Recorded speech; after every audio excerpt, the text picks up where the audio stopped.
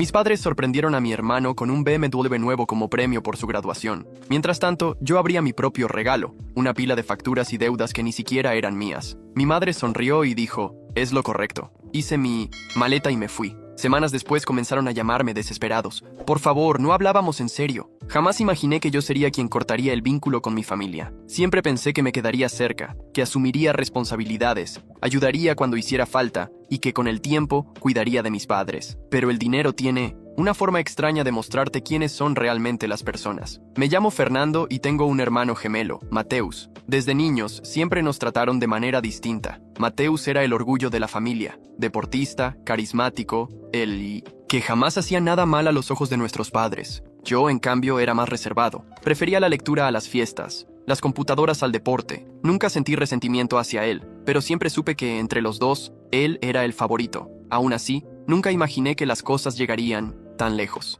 Nos graduamos el mismo día, con la misma edad. Se suponía que era un momento de celebración para todos. Mateus había seguido el camino tradicional, estudiando administración, mientras que yo tomé una ruta diferente. A los 16 años empecé a trabajar en línea como freelancer y ahorré todo lo que pude. Para cuando nos graduamos ya tenía un buen colchón financiero. No era millonario, pero sí lo suficiente para estar tranquilo. Al día siguiente de la graduación, mis padres organizaron una pequeña reunión familiar. En medio de la celebración, le entregaron a Mateus las llaves de un BMW reluciente. Su rostro se iluminó como si hubiera ganado la lotería. Lo abracé, sinceramente feliz por él. Pero entonces me pregunté, ¿y yo? No esperaba algo grandioso, solo un gesto, quizá un reloj, una carta con palabras de orgullo. Incluso un simple «estamos felices por ti» hubiera bastado. Pero cuando mi padre me entregó un sobre, un mal presentimiento me recorrió el cuerpo. Dentro, había una lista interminable de números y cuentas pendientes. ¿Qué significa esto?, pregunté. Mi madre sonrió con satisfacción. Es lo justo, Fernando.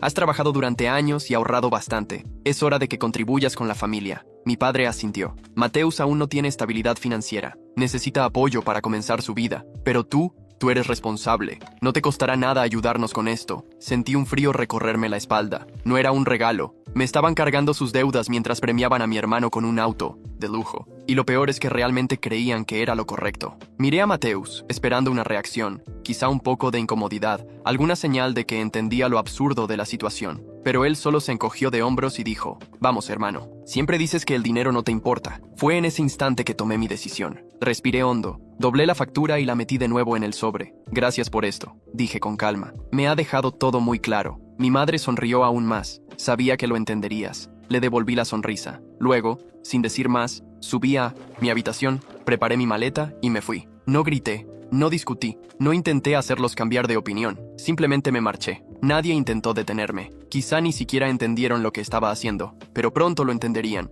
2 semanas después comenzaron las llamadas. Al principio eran casuales. «Hola, Fernando, solo queremos saber cómo estás. Llámanos». Después se volvieron más insistentes. «Fernando, necesitamos hablar. ¿Por qué no contestas?» Y luego, la desesperación. «Por favor, Fernando, no era nuestra intención. Solo llámanos de vuelta». Pero no lo hice. No iba a darles la satisfacción de fingir que nada había pasado. Por primera vez en mi vida, estaba eligiéndome a mí mismo. La primera semana después de marcharme, me quedé en un alojamiento barato en otra ciudad. No tenía un plan concreto, pero tenía claro que no iba a volver. Había ahorrado lo suficiente para mantenerme mientras decidía qué hacer. Mis padres, por otro lado, no tuvieron tanta suerte. Para la segunda semana, Mateus empezó a llamarme. Al principio, su tono era arrogante. «Hermano, deja de hacer un drama. Solo regresa de una vez», bloqueé su número. Entonces mi madre cambió de estrategia. «Fernando, cariño, estamos pasando por un mal momento. Sabes que siempre hemos estado ahí para ti. ¿No podrías ayudarnos un poco?» La ironía me golpeó con fuerza. Era la misma mujer que me entregó una factura en vez de una felicitación por mi graduación. Fue entonces cuando llegó el verdadero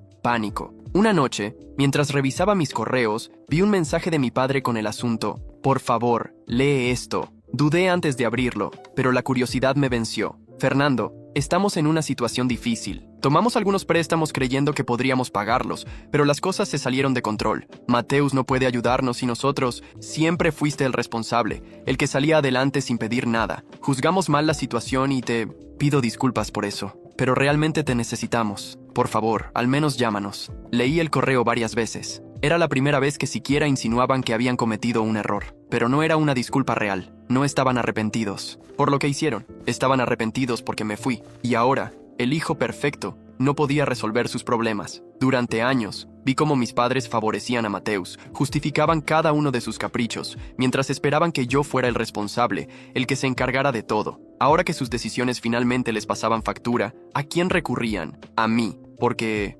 Mateus, su hijo favorito, no tenía cómo sacarlos del problema en el que se habían metido. Cerré el correo sin responder. Unos días después, mi teléfono sonó con un número que no reconocí.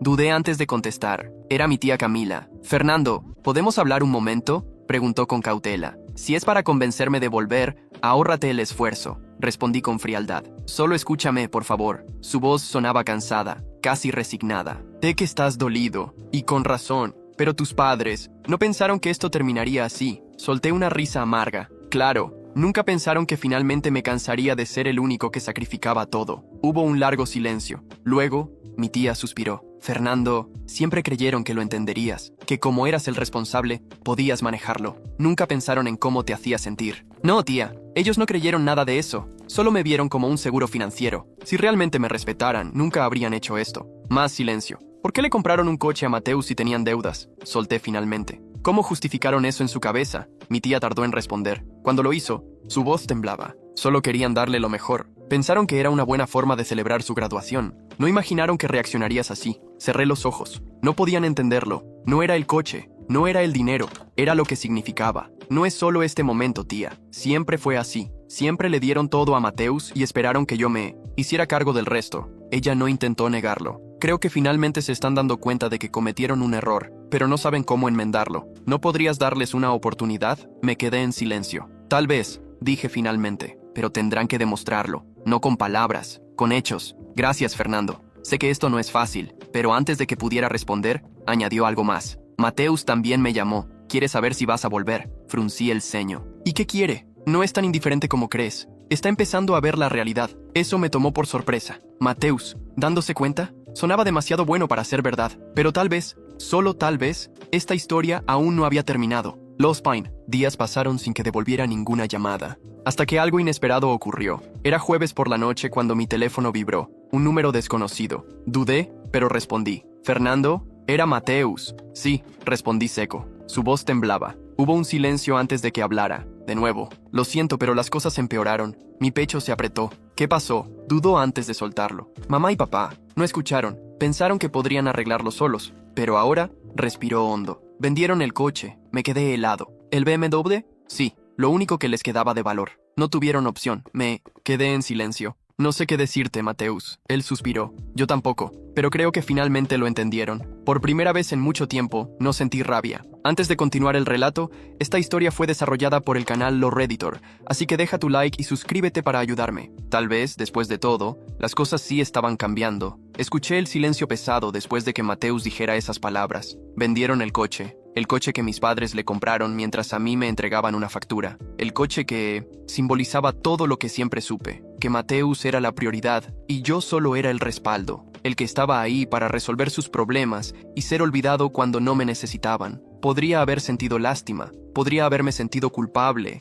pero no. Sentí una frialdad recorrer mi pecho, una certeza implacable de que esto era solo el principio de su caída. ¿Y qué? Mi voz salió más dura de lo que esperaba. Mateus guardó silencio por unos segundos. Casi podía imaginar su cara, confundido, como si esperara que reaccionara de otra forma. «Están mal, hermano. No sé qué hacer. Están desesperados. Intenté hablar con ellos, pero no me escuchan. Siguen creyendo que, de alguna manera, todo se arreglará. Pero no es así, Fernando. Todo se está derrumbando». Sonaba distinto. Ya no era la arrogancia del hermano que siempre supo que lo tendría. Todo. Ahora, su tono estaba lleno de miedo y desesperación. «No es mi problema, Mateus». Pude escuchar su respiración pesada por el teléfono. «No digas eso. Son nuestros padres». Solté una risa seca, fría, sin una pizca de humor. ¿Ahora son nuestros padres? Cuando yo era solo el hijo que tenía que pagar sus errores, no decías eso. Ahora que ya no pueden consentirte, de repente son nuestros padres. Sé que me equivoqué. Su voz salió baja, casi un susurro. Solo te diste cuenta porque ya no pueden mantenerte. Silencio otra vez. Sabía que yo tenía razón. Quería colgar, terminar ahí la conversación,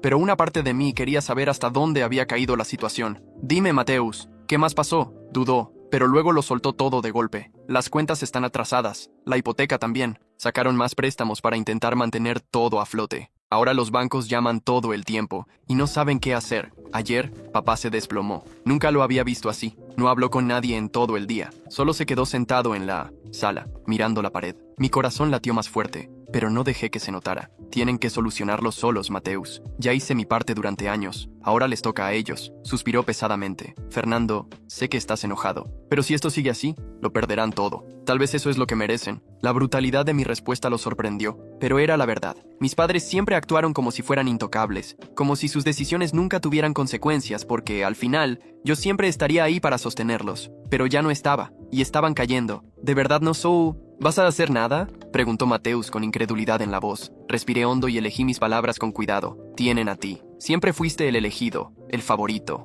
Ahora te toca a ti resolverlo. Colgué antes de que pudiera responder. Los días siguientes, las llamadas aumentaron. Mi padre llamó. Mi madre dejó mensajes llorando. Mateus insistía. Yo no respondí, hasta que llegó la visita inesperada. Era una tarde cualquiera cuando escuché golpes fuertes en la puerta de mi Airbnb. Me levanté con el presentimiento de que no era nada bueno. Cuando abrí, vi a mi tía Camila parada ahí, con el rostro serio. ¿Podemos hablar?, preguntó. No quería, pero algo en su expresión me hizo ceder. Entró, miró alrededor y suspiró. Están mal, Fernando. Muy mal. Crucé los brazos. Eso ya lo escuché antes. Esta vez es serio. Tu papá colapsó ayer. Se desmayó. Mi respiración se detuvo por un segundo, pero no lo mostré. ¿Y? Está en el hospital. Mi pecho se apretó, pero mi rostro se mantuvo inmutable. Eso es culpa suya. Fernando, saben que se equivocaron. Están pagando el precio. Pero, ¿cuánto te cuesta al menos verlos? No soy un banco, tía. No soy su solución mágica. Lo sé, pero sigues siendo su hijo. Esa frase dolió. No porque sintiera que les debía algo, sino porque, por un segundo, me recordó que, a pesar de todo, una parte de mí todavía se preocupaba. Pero preocuparme no cambiaba nada. La miré y negué con la cabeza. Si quieren que los perdone, tendrán que hacer algo más que llorar y pedirme disculpas. Tendrán que demostrar que han cambiado, porque ya no soy ese niño que aceptaba ser el segundo plano mientras Mateus era tratado como un rey. Mi tía me observó un momento y suspiró. ¿Entonces qué quieres, Fernando? Miré por la ventana, pensando en la respuesta. ¿Qué quería? ¿Justicia? ¿Venganza? ¿Que simplemente reconocieran que se equivocaron y ya no podían usarme? Aún no lo sabía. Pero una cosa era segura, no iba a volver corriendo para salvar a nadie. Si querían arreglar algo, tendrían que hacerlo sin arrastrarme de nuevo a su caos. Mi tía me miró un poco más, luego se levantó. Entonces está decidido. No vas a ayudar. No hasta que demuestren que no me ven solo como su salvavidas financiero. Asintió lentamente y caminó hacia la puerta. Antes de salir, me miró una última vez. Espero que se den cuenta de eso a tiempo, antes de que sea demasiado tarde, y se fue. Me quedé allí, parado, con la sensación de que esta historia aún no había terminado, porque si conocía bien a mis padres, sabía que no se rendirían tan fácilmente. La pregunta era, ¿qué harían? ¿Ahora que ya no podían contar conmigo? Las semanas pasaron y seguí con mi vida. Me enfoqué en mi trabajo, invertí cada centavo con inteligencia, y poco a poco fui construyendo algo sólido. No fue fácil al principio, pero la tranquilidad de saber que tenía el control total de mi destino era algo que ningún dinero podría comprar. Mientras tanto, mi familia se hundía cada vez más. Lo sabía porque, aunque nunca contesté sus llamadas, los mensajes seguían llegando. Al principio eran ruegos desesperados. Fernando, por favor, solo un préstamo, solo hasta que nos estabilicemos. Luego vinieron las manipulaciones emocionales. ¿De verdad nos vas a abandonar así? Somos tu familia. Y cuando nada funcionó, llegaron los insultos. Eres un egoísta. Siempre has sido frío e ingrato. No caí en ninguna de sus trampas. No me sorprendía. El primero en salir adelante en una familia sin dinero siempre es convertido en el salvador de los demás. Como si el hecho de haber conseguido algo por mi cuenta significara que ahora tenía la obligación moral de cargar con todos. Pero yo no acepté ese rol. Trabajé solo. Nadie me dio la mano cuando estaba ahorrando cada centavo, cuando trabajaba sin descanso para construir algo para mí. Nadie me ayudó cuando me fui de casa sin nada, sin saber qué haría a continuación. Pero ahora que estaba estable, de repente, era el villano por no querer mantenerlos. La ironía era casi cómica. Mi tía Camila fue la última en intentar hacerme cambiar de opinión. Me llamó un domingo por la noche, después de meses sin contacto. No contesté, pero luego me envió un largo mensaje. Fernando, entiendo que estés herido, pero tu familia está sufriendo. Tus padres lo han perdido casi todo. Mateus está intentando sostener la situación, pero no tiene los mismos recursos que tú. ¿De verdad vas a dejarlos caer así? Siempre fueron tu familia. No importa lo que haya pasado. Podrías marcar la diferencia, pero eliges darles la espalda. ¿Podrás vivir con eso? Leí el mensaje y me quedé mirando la pantalla durante un largo rato. Mi respuesta fue breve. Camila, no soy responsable financieramente de nadie más que de mí mismo. Nadie me ayudó cuando lo necesité. No tengo la obligación de solucionar los problemas de los demás ahora. Espero que algún día lo entiendan, Presioné enviar y silencié todas las notificaciones. Después de eso, la ruptura fue definitiva. Mi familia me excluyó por completo. Dejaron de enviarme mensajes. Las llamadas desaparecieron. Los pocos familiares que antes fingían preocuparse por mí, ahora fingían que no existía. Me trataron como un traidor, un egoísta que abandonó a los suyos en el peor momento. Si alguien ajeno escuchara su versión de la historia, quizás pensaría que yo era una persona horrible, pero nadie de fuera veía los años de desprecio, de indiferencia, los años en los que solo fui un recurso mientras Mateus era el hijo querido. La verdad era que, en el fondo, mi familia nunca me vio como parte de ellos. Yo era solo una inversión, y cuando esa inversión no dio el retorno esperado, decidieron que ya no valía nada. Lo más irónico de todo esto es que ellos seguían convencidos de que tenían razón, porque en su mente yo tenía dinero, había logrado salir adelante. Entonces tenía que ayudar. Así es como funcionan muchas familias. El primero que rompe el ciclo de pobreza siempre es tratado como el salvador, como si el simple hecho de haber conseguido algo